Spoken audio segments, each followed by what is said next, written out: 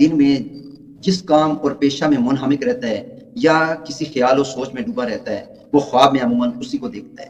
رات نے ایک طرف زمان سے صبح کا وقت مراد لیا ہے، یعنی رات کے آخری حصے کا خواب، یا دیکھا کہ معاذ اللہ کے نبی کی داڑھی نہیں ہے تو یہ دلیل ہے۔ بسم اللہ الرحمن الرحیم۔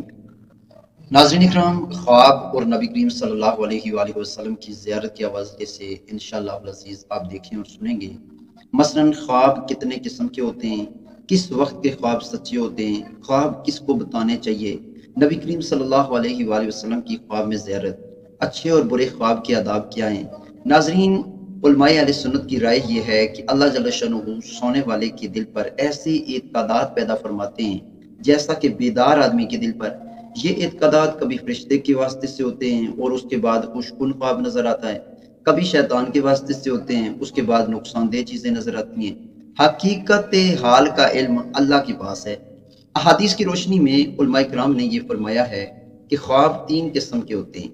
نمبر 1، حدیث نفس، ایسے خواب جو دلی خیالات کا اظہار اور انعکاس ہوتے ہیں۔ مثلاً ایک آدمی دن میں جس کام اور پیشہ میں منہمک رہتا ہے یا کسی خیال و سوچ میں ڈوبا رہتا ہے وہ خواب میں عموماً اسی کو دیکھتا ہے۔ دوسرا ہے تخویف شیطان، جھوٹا اور مکروہ خواب شیطانی القاء سے ہوتا ہے اور اس القاء سے شیطان کی غرض مومن کو ملول و غمگین کرنا ہے۔ اور تیسرا ہے مبشرات خداوندی، البتہ اچھا خواب اللہ کی طرف سے بشارت ہوتی ہے۔ نبی کریم صلی اللہ علیہ وسلم نے فرمایا کہ بشارتوں کے سوا نبوت کی کوئی چیز باقی نہیں رہتی۔ صحابہ کرام علیہم الرضوان نے دریافت کیا کہ بشارتوں سے کیا مراد ہے؟ فرمایا سچا خواب۔ سچے خواب کی فضیلت اس حدیث سے بھی ظاہر ہے کہ نبی کریم صلی اللہ علیہ وسلم نے فرمایا کہ سچا خواب نبوت کا 46واں حصہ ہے۔ ایک اور حدیث میں نبی کریم صلی اللہ علیہ وسلم نے فرمایا کہ اقترب الزمان، جب زمانہ قریب ہو جائے اس وقت کے خواب سچے ہوتے ہیں۔ بعض علماء نے اس سے یہ مراد لی ہے کہ قیامت کے قریب کے خواب سچے ہوں گے۔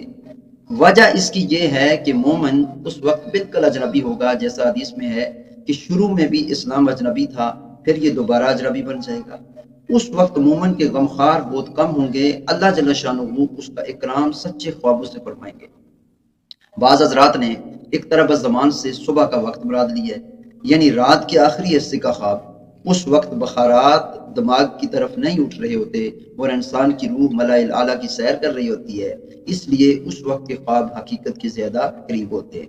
بعض نے ایک طرف زمان سے موسم بہار مراد لیا ہے، یعنی جب دن رات برابر ہوتے ہیں۔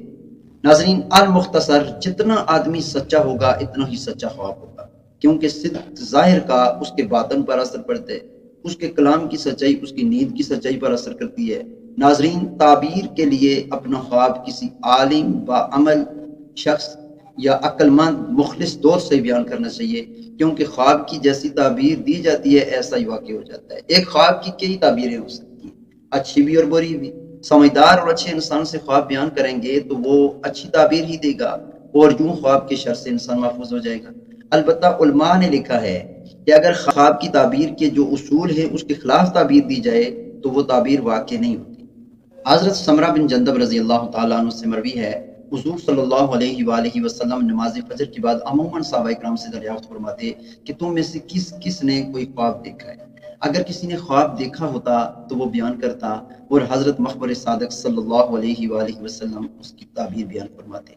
ناظرین، جس نے خواب میں نبی کریم صلی اللہ علیہ وآلہ وسلم کی زیارت کی اس نے واقعی آپ صلی اللہ علیہ وآلہ وسلم کی زیارت ہی کی، کیونکہ شیطان نبی کریم صلی اللہ علیہ وآلہ وسلم کی وضع و حیت اختیار کر کے کسی مومن کو خواب میں دھوکہ نہیں دے سکتا۔